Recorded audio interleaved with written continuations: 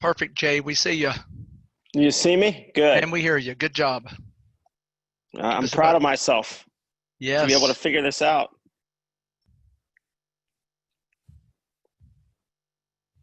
Yeah, you've done good.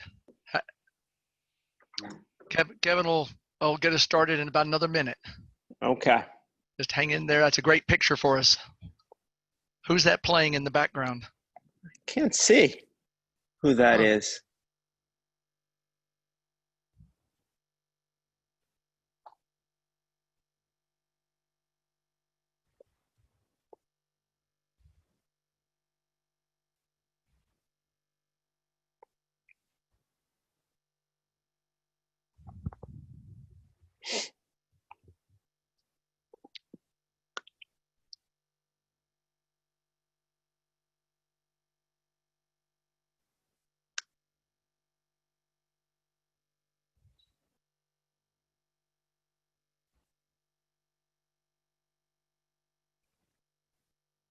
Would you normally be on the court this afternoon?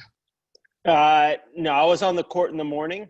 And then I had Riley. And then I would normally actually be on the golf course. Well, we appreciate you taking some time. So but I will be out there shortly after. What age was he when your son started beating you? Daniel beat me pretty young. I think he started playing golf at 11, and I think he was shooting in the 70s and almost par in 12 and a half pretty quickly. Wow. He found his niche. That he did. He fell in love with the game. He gonna make more money than you did too, isn't he? Well, just a little bit more, maybe like 50 times more, which is Payday awesome. is a little better these days. Yeah, he's doing just fine. It's good. We got somebody to keep you going for the later years. That's right. I tell everybody, they say, well, after he makes $200 million, then I think I'm just not going to work anymore. Yeah, but that's your retirement plan. Yeah, I've got to wait until he makes $200 million. He's not there yet. So that's awesome. But definitely quitting after 200. I like it. President Kevin Theos. Yes. Welcome, everybody, to day 2 of our USPTA Southern Virtual Conference. I'm Kevin Theos, and I'm the president of the USPTA Southern Division. Jay Berger was the USTA Boys 18s national champion in 1985. He was an All-American at Clemson in 85 and 86, and he turned pro in 86, reaching a career-high ranking of number 7 in the world.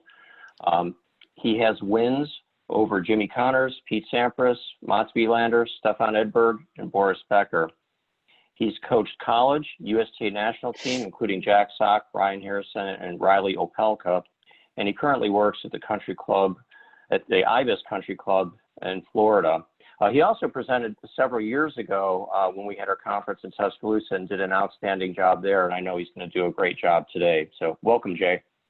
Well, thank you, Kevin, and certainly a little different. Thank you for having me, and hope everybody's well and safe and healthy back home. Looks like you have a great lineup of speakers. I know Max is talking in a couple hours. I have a real quick kind of a funny story about Max. Max was somebody that when I played, I really looked up to a lot, obviously because of the success he had, the way he played the game, the sportsmanship. And for me, most importantly, is how calm he was on the court. So I was a little bit almost over pumped when I played at times. Some of the big matches, I had almost too much energy. So I used to actually visualize that I was Mats Wilander when I played. And it was funny because I got an award at JTCC one year, and he was in the audience. And I told him kind of the story, which I had never told him, that I actually pretended to be him, and I actually played him when I was him and beat him. So I thought that was kind of funny. But no, it's great to be here. You heard a little bit about my playing background. I'm most proud really of my coaching background, and I've really enjoyed that part of my life. The tennis playing was a long time ago, but I've really tried to put a lot of effort into becoming the best coach that I can become. I coached college for 5.5 years. I was at the USTA for 16 years, the last 9 to 10 years as the head of men's tennis, coached Davis Cup and the Olympics. And almost 3 years ago, when the USTA had moved to Orlando, I've known Chuck Gill for a number of years, and we've been friends and acquaintances. And actually, the day that I announced that I was leaving the USTA, I was at the Sony Ericsson and ran into Chuck, and he said, "Well, what are you going to do?" And I said, "Well, I'm not really sure." He said, "Well, would you think about coming to Ibis?"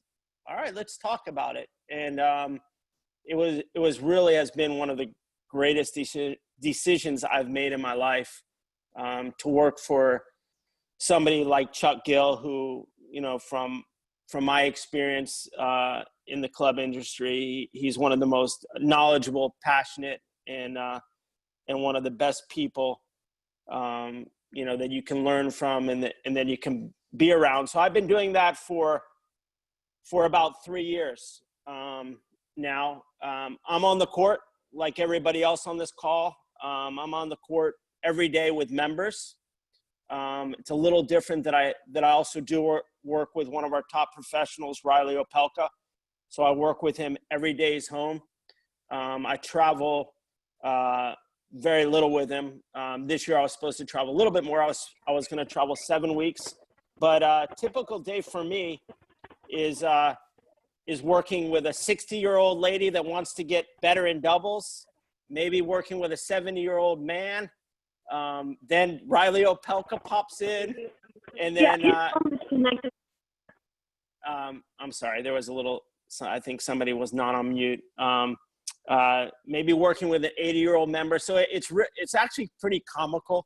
And then a young kid. So I really kind of go from the top level, trying to make somebody hopefully win a Grand Slam, to helping our members become as good as they can become. And I really do enjoy working with a 70-year-old lady that wants to get a couple points playing national tournaments, to working with somebody like Riley Opelka. My first day of work was supposed to be November 3rd. There was a big meet and greet at Ibis for me. And I was over in Europe with Jack Sock, who I coached for 6 months after I left the USTA. And, Chuck and I were talking, every day as he's playing Paris. And, he's like, "Jay, are you sure you're going to be home by Saturday?" For sure, Chuck. I mean, he hasn't made the semifinals of a 1,000 tournament yet. And lo and behold, he makes the semifinals. He wins that tournament, and he's in the semifinals of London, the Tour Championship. So I think I'm probably the only coach, and this is a true story, that has gone from coaching Jack Sock in the semifinals of the London finals, and the next day I'm on court 13 with our D1 team, trying to get them better. But really, I do enjoy all of it. Some of my coaching philosophies are first of all to be, whether it's with a member or with our pros, it's all about them. So it's very player-centric. It's whatever it takes to get them better. It's not about me. I already have my playing career. I'm very satisfied with my playing career. And if it's working with a pro, it's about them. I try to be as detached as I can from the results, and just really focus on the process. It's the same with members. They text me after their league matches. They let me know how it's going. It really brings a lot of fun to it. Being player-centric and all being about the player, I don't confuse the fact that when I'm on the court, I am the boss. And the players, whether it's a member or it's a professional player, we might have discussions about it, but we're going to do the things that I think we need to do to get better. That was a little interesting. When I got to the club setting, I definitely had a couple, I don't know the levels, but some of our number 4 line D1 players kind of trying to help me with my doubles coaching, which I thought was interesting. And it took them a little while to kind of understand that, look, the things that I say, and I do think that this is really important, the things that we say, we have to know are true. So I have confidence in the knowledge that I have. Not that I know everything, and certainly if I don't know something, I'll either search out that information or let them know. But I think in a club situation, as much as we're service oriented, I still think we have to direct things, and we have to be in charge of the lessons. In my coaching, I've really put a lot of time in really having a growth mentality. I'm constantly trying to learn. I'm humble enough to know that I don't know everything, and I really search out a lot. I'm really relentless in the pursuit of knowledge and information for my players, because I know that helps them get better. I use a tremendous amount of video analysis for pro players, but as well for our members. So prior to coaching Riley Opelka, or when I started working with Jack Sock, I'll spend between 20 and 25 hours watching videos and really trying to be very specific on the way we're going to go about this project. So with Riley, and not that dissimilar to our members, with Riley, we sat down, we watched videos together, we discussed kind of the areas of his game that I thought needed to get better, how we're going to get better. I wanted his thoughts on those areas, and then we started working towards that. We kind of have a system when he comes back from a tournament. If he gets back, and I'm getting all his matches dartfish tagged, so even if I'm not at a tournament, and he actually travels with a great coach from Atlanta, Johnny Zaboni, who I'm sure some of you know does an incredible job with him when I'm not on the road. But kind of our process is, when he comes back from a tournament on Monday, we usually have dinner together. We get out my iPad, I put it on the television. We go back and we watch his previous matches and some of the things that I saw. We've added a lot to his game. So there's a lot of time spent on, okay, you've gotten better at these couple things. Now we're going to add the slice back, and we're going to spend a lot of time working on that. Or we're going to work on the open stance backhand. So video analysis in both working with pros, as well as our members and juniors, I use it a lot, and we'll get more into that. During a tournament week, I'll spend probably 10 hours doing video analysis and kind of mapping out the strategy for certain players. Very lucky that the USTA has been able to get scouting reports, or they tag the matches prior, the matches of the players that he's going to play against, and so I do spend a lot of time working on that, and also in the growth mentality, I would say. And I think it's something that all of us as coaches in trying to get better should do. And obviously, everybody that's on this video obviously wants to learn and get something and share, and sharing ideas with other coaches. But one of the first things that I did when I was going to coach at a club level, because I really didn't have that much experience. I had spent really all my time with high performance players and really professionals. Is I went down and spent a day with Rick Macy, who was extremely impressive. I was really, really impressed by the way he worked with the players, but most importantly, I was really impressed what his players look like. But I'm constantly, in a given week, I'm having at least 3, 4, 5 conversations with people like Rick or Nick Saviano, Chuck Gill, Gullickson. I think a little bit outside the box also, in looking at Riley, where I've actually brought in a decent amount of basketball people from the strength and conditioning side. So I'm very good friends with Bill Ferran from the Miami Heat. He used to train me. So somebody needs to give that dog, Krista, give the dog a little treat. Give him a treat. He's hungry.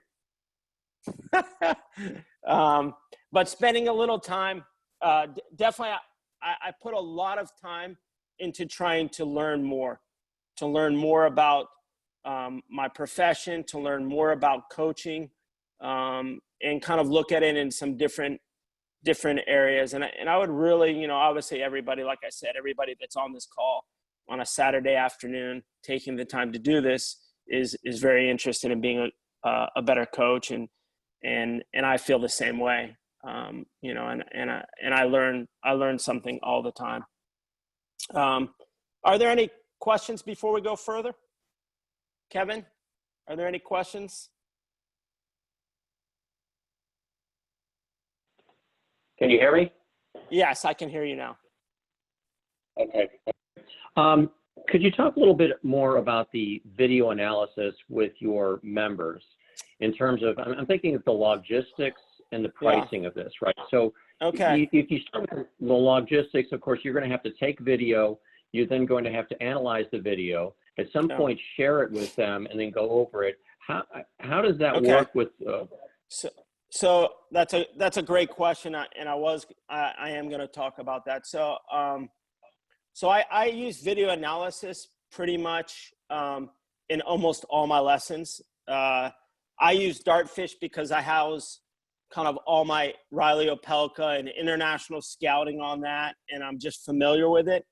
Some of the coaches at the club at Ibis, we have one coach in particular, Josh Sturgis, who does an unbelievable job with video analysis. And you know what? He's really seeing a benefit in how much money he's making at the end of the year. So what I do is first of all, it's a little different than the setup that a lot of people have. I take on one hitting partner. Now I'm on my second one so far, and I kind of mentor them. It saves my body, but it also allows me to be on the same side as the player. So it's actually quite simple, and there's no extra charge to it. It is part of my lesson.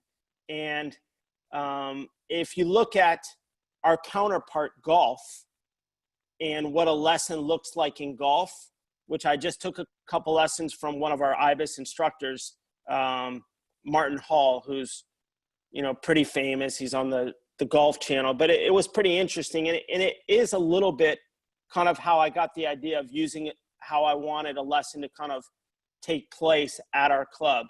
But so for example, if you're taking a lesson from Jay Berger, you sign up for the lesson. Maybe you're a new member or you're a guest of a member. You come in, we'll talk a little bit about what you want to get out of the lesson. They might have a couple ideas, and I take a look. I'm not going to work on 7 or 8 different things. I'm just going to work on 1 or 2 different things.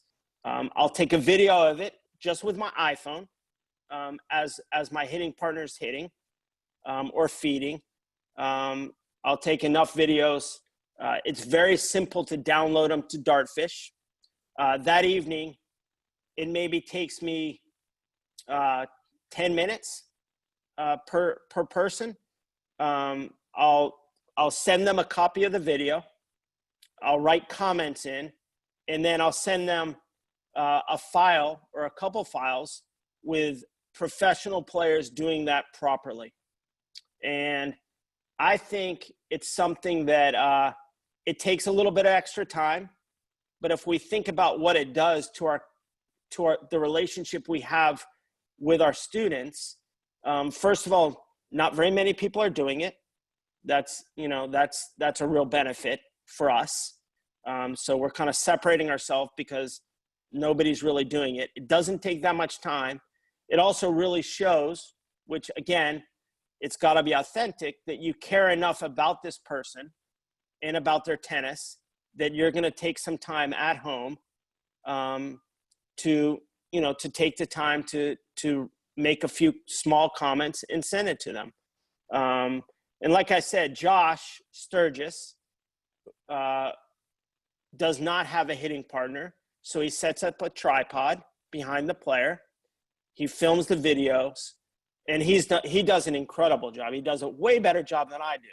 He's able to do side-by-side videos at night, and he can show them, and he can actually show them their progressions over months.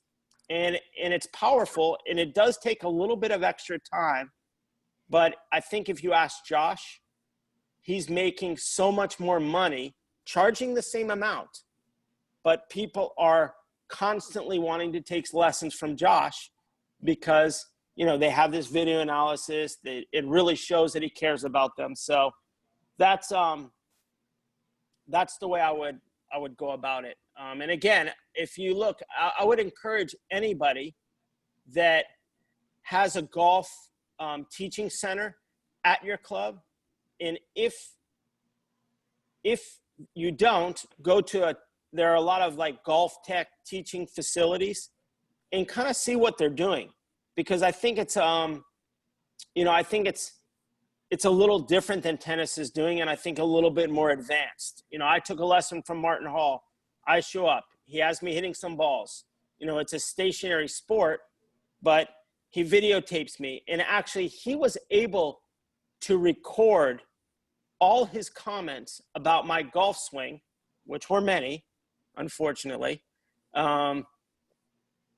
He was able to in real time comment on all my swings. Then he would bring somebody else in on the video, do split screen. And by the time I got home, I had my entire lesson sent to me through email. And he, he doesn't have an assistant. He did it all himself. So I think it's really, I think it's something to really look at.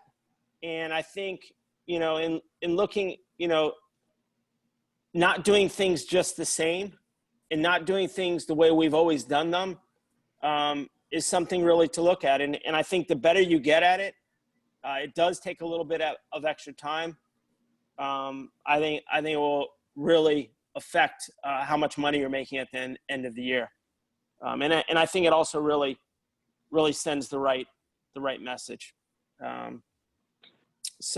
Well, Jay, as a follow-up question, what you're describing would be something that would work perfectly for helping players with their strokes. Correct. How do tactics fit into this? I mean, we've all seen players that have beautiful strokes that are tactical disasters. And so how would you tease that out with your video analysis? Yeah. So, I mean, we do that constantly with professionals. I do it with some juniors that send me videos.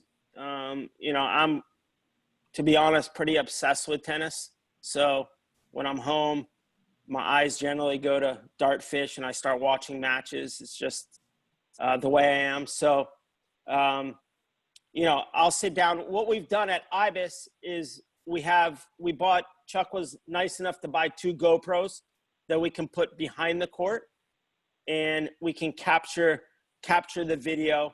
We can come back in, we can watch that video with our students and talk about the tactical decisions that they're making.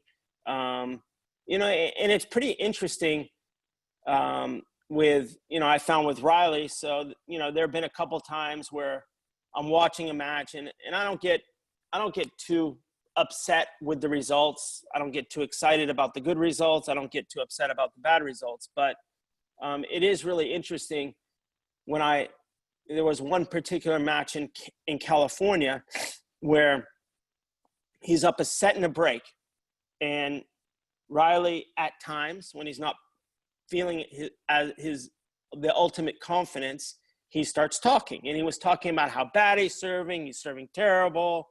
I can't do this. And so we're able to go back. We watched the match, and I had already talked to him about it, on the phone as he came back.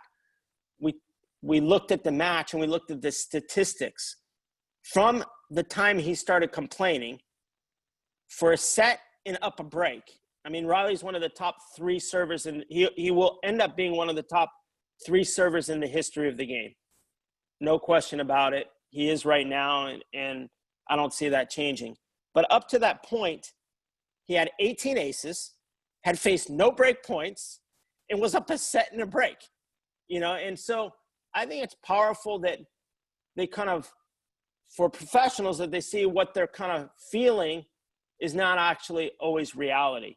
But I think GoPros, to answer your question, Kevin, I think GoPros are a great way to go about that. Okay. You talked about your growth mentality. I mean, is there a certain time each week that you devote to personal development? And if so, what kind of resources do you access for that? Yeah, it's not any specific time of the week. It's pretty much, I would say, at least once a day. I just happen to have questions, or I'm not sure about something, or I want verification of what I'm doing. So, I've been very fortunate to build some incredible relationships in tennis. I named some of them already, but, Mark Kovacs also, that is from Miami, lives in Miami. I'm sure he's given a lot of talks to, to Southern USPTA, or people have taken his courses.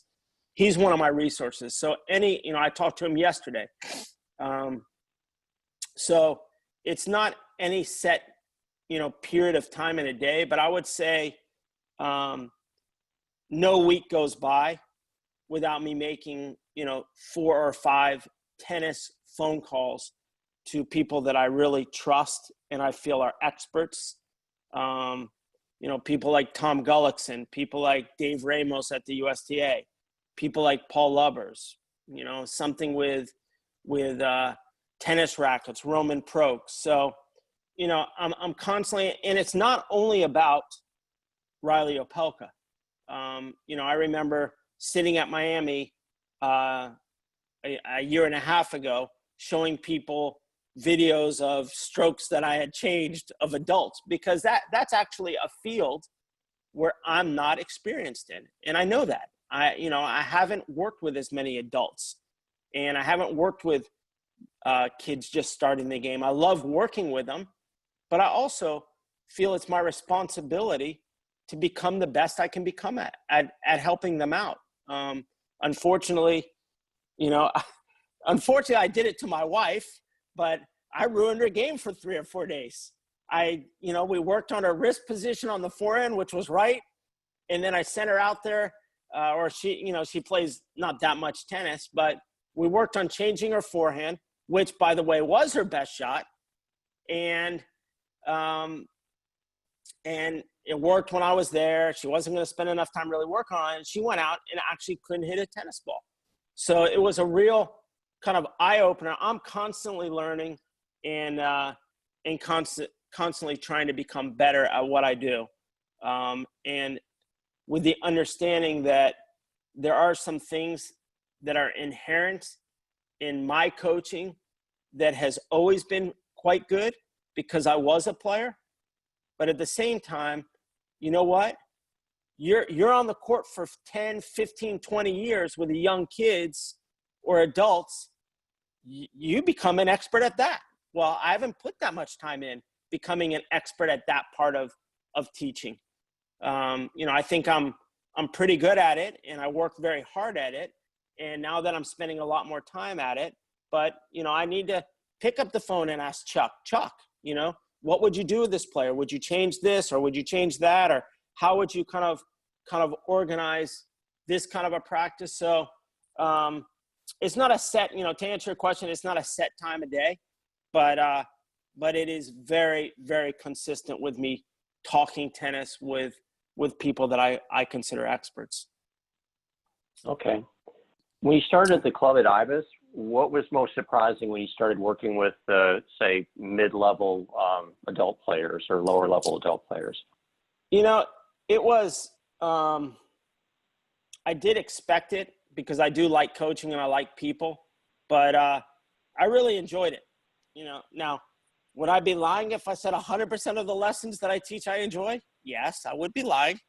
So it's not 100%, but it's a really, really high percentage that I really, really find myself enjoying being on the court with these people, enjoying the fact that an 81-year-old man is taking lessons and is serious about trying to get better, or a 70-year-old, lady that I coach wants to play national tournaments, and I put together a developmental plan for her, and she follows it, and she follows all the. If I ask her I give her an assignment, she does that assignment, and so I really have a fun time with them. I really do. Now, what was shocking to me a little bit was, how fundamentally unsound they were, how little they used the left side of their body, which I do think things are things. I do think that people, even if they're older, can be taught the game properly. And I really think it's important for us as coaches to try to get people better, really try to get people better. And I take it to heart. I take it to heart, whether it's somebody that is, on the D8 team or D7 team that we have at our club, and they want to get better.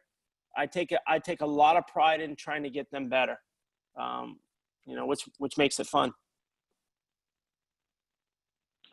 Well, you said that it's important to teach people the right way, no matter what age that they are.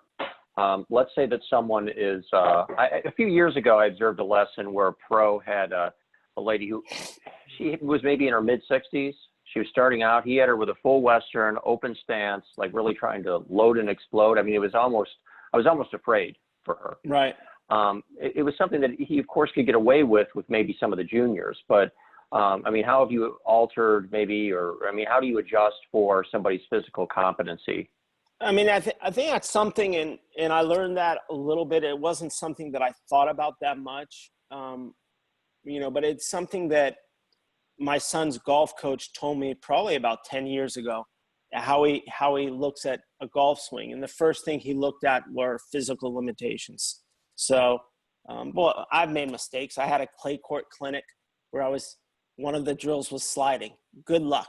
It was supposed to be an advanced clay court clinic, but at a club, advanced in their minds might be a little different than what you consider advanced.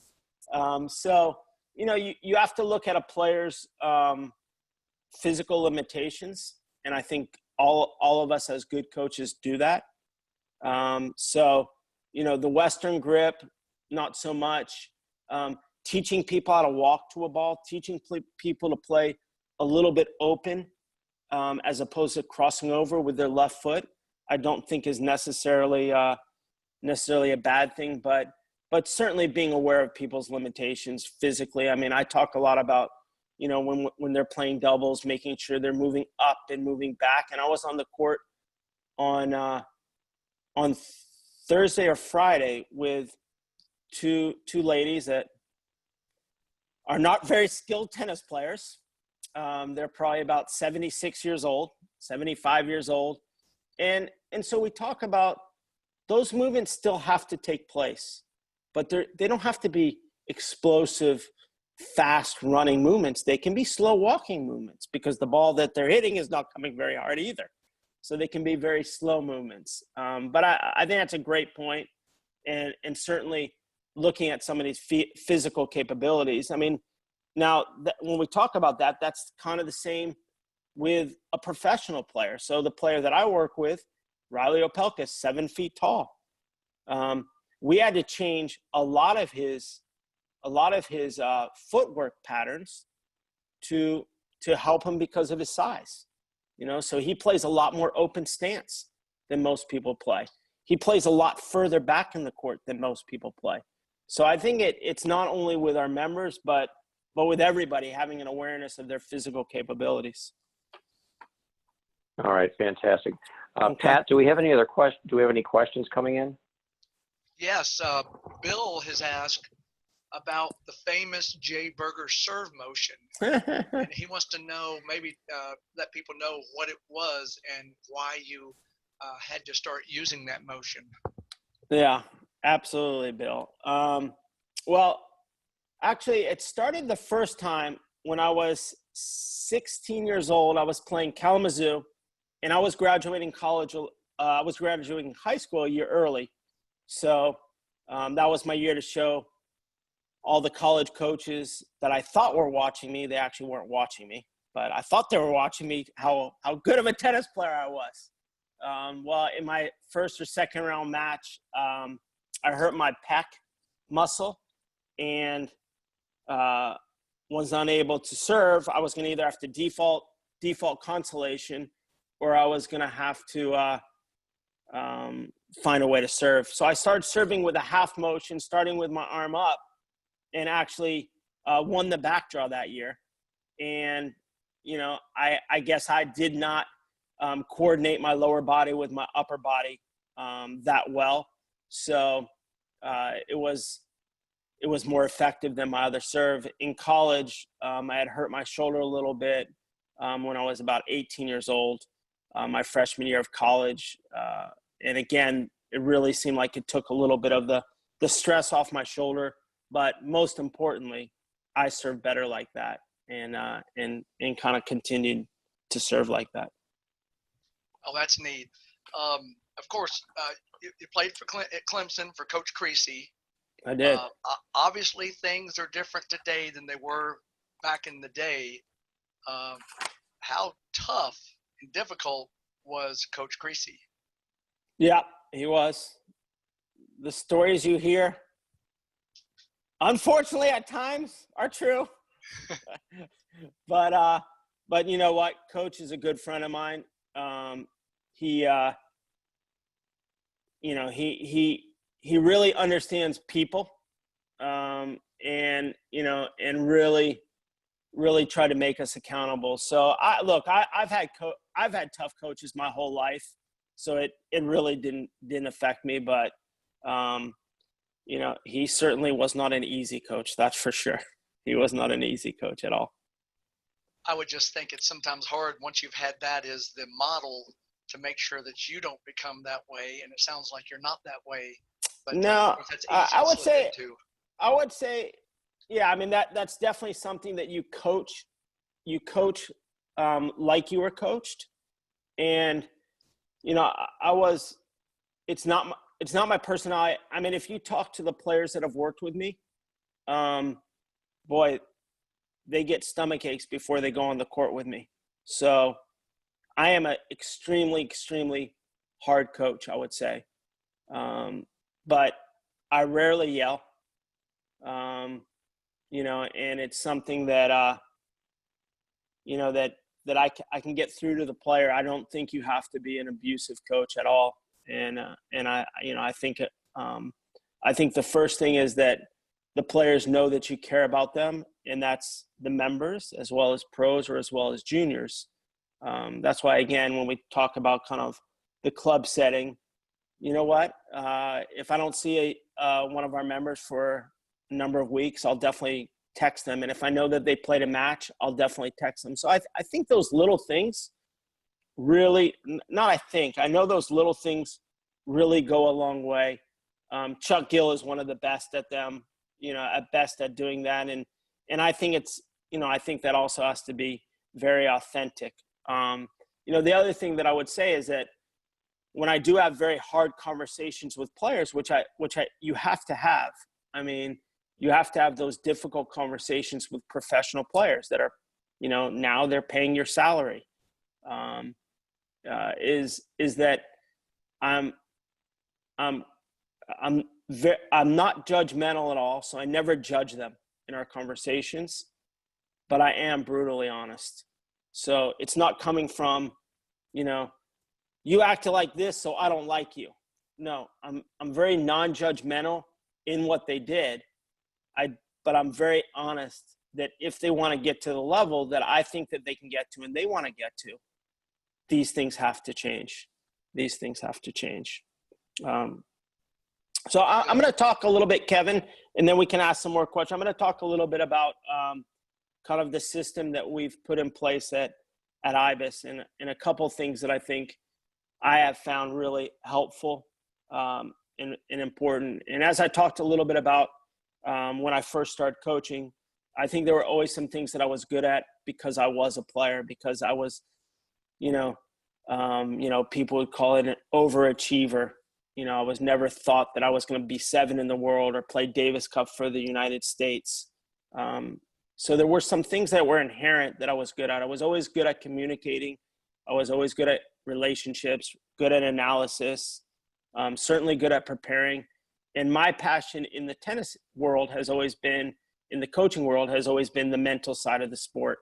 So I spent a lot of time on my own, really understanding the mind and also kind of being able to translate that so players can hopefully perform their best in big moments. I was fortunate enough. That being said, I didn't really have a system or a philosophy for my coaching. So if somebody would have asked me what my philosophy was, it would have been more about the way I went about tennis. But how I looked at a player, how I analyzed what they were doing right or wrong, there was really no system that I really had for a number of years. When I started with USTA and I became head of men's tennis, somebody that spent some time with me, Jose Guedes, was hired as our director of coaching. I spent 9 years with him. We talked 6 days a week for 9 years. And I find him probably the simplest, most logical coach that I've been around. So he put a system together with our coaches, but I would say it's primarily his system. And I'm sure anybody that has gone to a USTA conference or been in a seminar for player development has heard the system. It's been really interesting because I used it when I was coaching as a USTA coach, but it's been really interesting to follow that system at the club at IBIS as well. So it makes it so much easier to work with different level players when I know exactly how I want to look at the player and what they're doing wrong. So the eyes in the mind, feet and hands, and certainly taught in reverse, doing everything in a progressive manner. I can help. I think somebody's not muted, but doing things in a progressive manner. But I think for everybody to have a philosophy and make it simple and broad, not constricted, I have to say that's really helped me as I go from a lesson with a 60-year-old lady to an 80-year-old man to Riley Opelka to a 12-year-old. it's really comforting to know how I want to look at it and how I want to attack a certain problem. So having a philosophy is really important. That's something that we talk a lot about at the club at IBIS. Planning practices, I think, is really important. So it's hard to do if you have 8 lessons in a day. That would be pretty difficult to plan all your lessons out. That would be ideal. But we've done that for all our team practices. The coaches have to come up with a practice plan for that day. They need to send it out to the other coaches so we can see it. And they send it out to all the players of the team. And again, if you think about the message that sends, it sends the message of, I'm prepared, I care enough to be prepared, and I'm sending it to you so you know what to expect in the next day's practice. And then obviously following up with some feedback afterwards. So I think those are 2 really good things that we're doing, as well as using the video analysis at IBIS. Kevin, any other questions?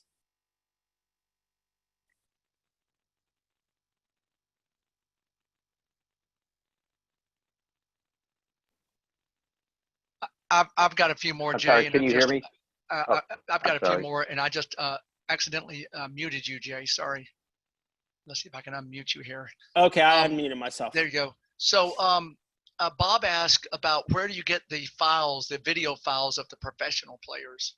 Okay, so I get them, and again, I'm very fortunate because of the relationship that I have with the USTA. I get them from them. But that's not the only way to do it.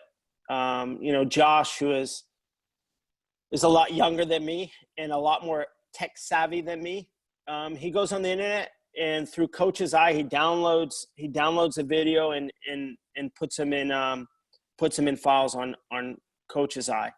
I'm a little bit more fortunate that actually, you know what? I got those videos from tennisplayer.net, actually, which is a great tennis website. So I got mine from tennisplayer.net, the individual strokes. The USTA does a really nice job with their professional players in international scouting. It's a huge part of tennis. Tennis Australia and actually the LTA probably do the best job at it. They have more people assigned to it, but it's pretty amazing the importance of video analysis and statistics when it comes to setting up a professional match. I talked to Yvonne Lendl about this, and he thinks that when he was coaching Andy Murray, that he thinks that people put in almost 2,000 hours of work in getting him the analysis that he wanted on how Andy Murray is going to beat Djokovic and beat Roger Federer and beat Rafa. Wow, that's amazing. That's something that the normal person just cannot understand. That's teamwork there. We've got a question asking about what goes into your decision when you're trying to make some mechanic changes. If said major mechanics, I don't know if it's a professional player, you might not go major, but as you're looking at the various players you work in and you're trying to help them. I would say the first thing is their commitment to the change.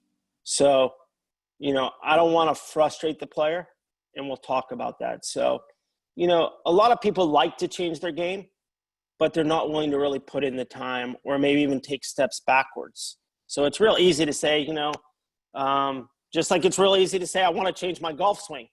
It's not good enough, but boy, am I willing to go out there and shoot 95 for a little while and not play as well, or shoot 90 or 80 or whatever it is.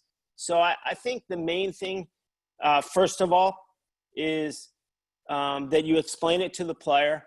You kind of put a framework of what it's going to take, and if they buy into that, then you get to work on it. If not, then I'll spend most of my time. So if I'm not making a stroke change, and now there are some things that just have to happen, in a tennis stroke. So you're always going to kind of try to focus on those. But if you're trying to see change, for example, there's a member that I was on the court with this morning that did make that commitment, that had kind of an Eastern, almost a continental grip, and was taking the racket straight down, and she was not going to get better, and she was frustrated.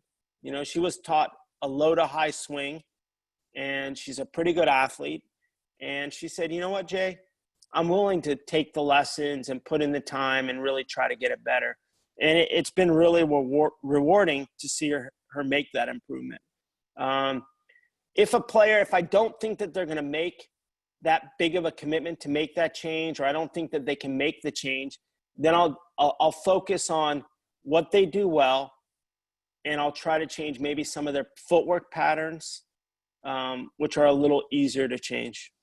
From a pro, with Riley, we were talking about it the other day, and it's pretty interesting that we're on the court and we've spent just a tremendous amount of time since this pandemic. Usually he travels with Johnny Zaboni 22 weeks out of the year. So he's gone 22 weeks. Well, he's been here since March, and we spent every day on the court together. And we were just kind of discussing his game, and we went through pretty much all his strokes and everything that he did. And we made adjustments.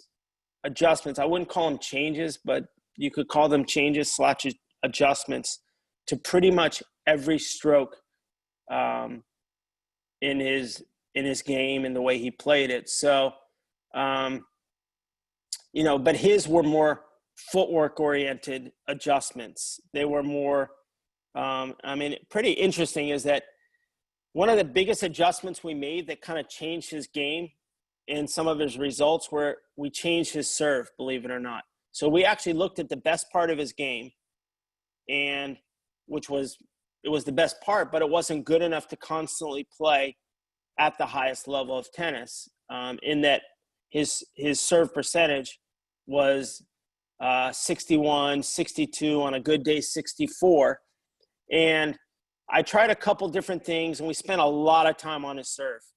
And I guess it was about 2 years ago or a year and a half ago, right before the clay court season, I happened to be reading an article, I don't know where it was, on John Isner's serve and where John Isner made contact. John Isner makes contact almost 4 feet in front of the baseline.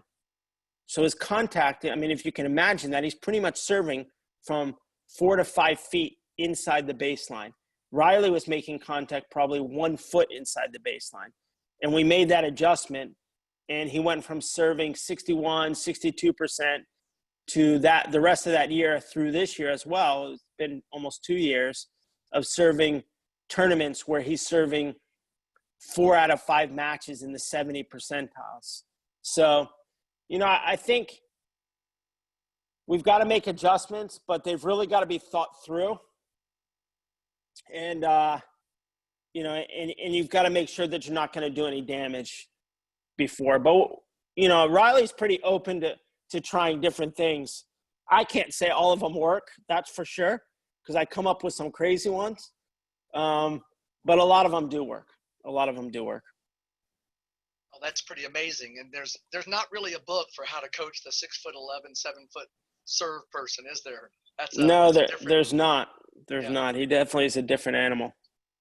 Now, somebody's asking a question about working with the juniors, and specifically about how have you been able to keep them apart and keep the distance and make it safe for them? Are you teaching a smaller amount of people? Okay. What have you done?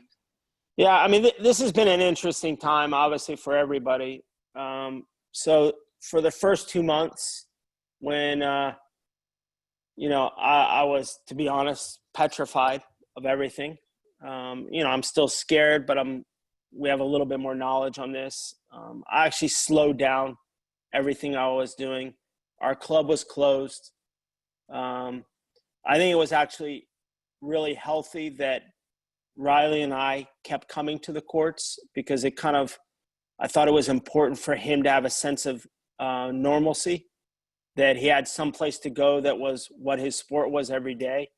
We were fortunate enough to have a private court close to IBIS, former member of our club, actually, where they played the UTR. Anybody that watched that UTR reopening match, the first tournament that they played was actually at his court in West Palm Beach. But what we did is, boy, we followed the rules 100%. So I had 2 buckets of balls. I only touched 1 bucket of balls. If he was serving, he would touch the other bucket of balls. We were always 6 feet apart. I never sat down. I didn't touch any of the fences. Riley was very fortunate that his roommate is ranked 55 in the world in singles. So he had somebody that he was actually quarantining with, that he actually practiced with every day. So we were very fortunate to have that situation. We're still very careful where only one of us touches the balls. But that's what we did. Okay, that's really neat. Thanks, Jay. I don't see any other questions right now, but I want to make you a quick comment and then maybe let you get towards your wrap up. I think it's really interesting because, of course, knowing you from over there, knowing who you are from over the years and what I consider the very high pedigree you come from, I think it's very interesting and refreshing to hear the steps that you go through, that we would think, oh, that's Jay Berger. He doesn't have to do those things. He just has to show up and just be on court, and everybody will just think, oh, Jay's here. And I think that's really neat to hear that, you're connecting with all your people and you're doing all the things and all the extra things to make you successful. So congratulations Thank you. on that. And I think, like I said, that's really refreshing to hear that, because everybody would think you just don't have to do any of that. Yeah, it's, I would say I really take responsibility for being on the court and making sure that the people that are on the court with me have an incredible experience. And I take it to heart. At the same time, at our club, they're highly successful people, but, they've worked really hard for their money. And if they're gonna spend money on a lesson with me, they certainly deserve to get all that I have to give. And they're actually incredibly nice people. I really like our members. I don't know if we're just fortunate, but our membership and kind of the way that Chuck has built up our club, there really are a lot of, it's a very, we had every single court used this morning at our club, which is pretty amazing. They're really passionate about tennis. I hope, it seems like they really appreciate kind of what I'm bringing to the table, how much I care, the fact that Riley's around, they all really support him. So that's been really neat. I'll follow up, or kind of end it. One other thing that I think is important, that I noticed a little bit from myself, and I noticed from some of our other coaches as well, and something, maybe to kind of look at on your own, is there are a couple articles that John Wooden wrote. I think everybody knows who John Wooden is, one of the greatest teachers and coaches of basketball from UCLA. And something that I think it's important as club pros, when we're on the court, to make sure that the feedback that we're giving is the correct kind of feedback. So, that it's specific, that it's instructional, that it's not just, hey, good forehand, great backhand, really hitting the ball well today. And I certainly understand that we can fall into that trap as we're on the court for maybe 6 hours, 7 hours, 8 hours a day. But I would really challenge everybody to really try to be specific. I think John Wooden, they tracked him in this article for an entire year. I think something like 88% of his feedback was specific in the way it was talked. So it wasn't just, hey, great dribble, great shot.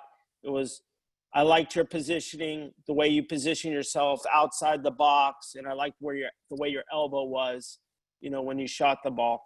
So I think that's something that I've noticed as coaches, and I certainly understand it, and I fall into that trap as well at times, especially when you're out on the court for a long, long period of time, maybe sometimes too long. But I do think it's important that we make sure that feedback is the way we want it to be. So I don't know. I'm getting some kind of a question there. Did you see that, Kevin?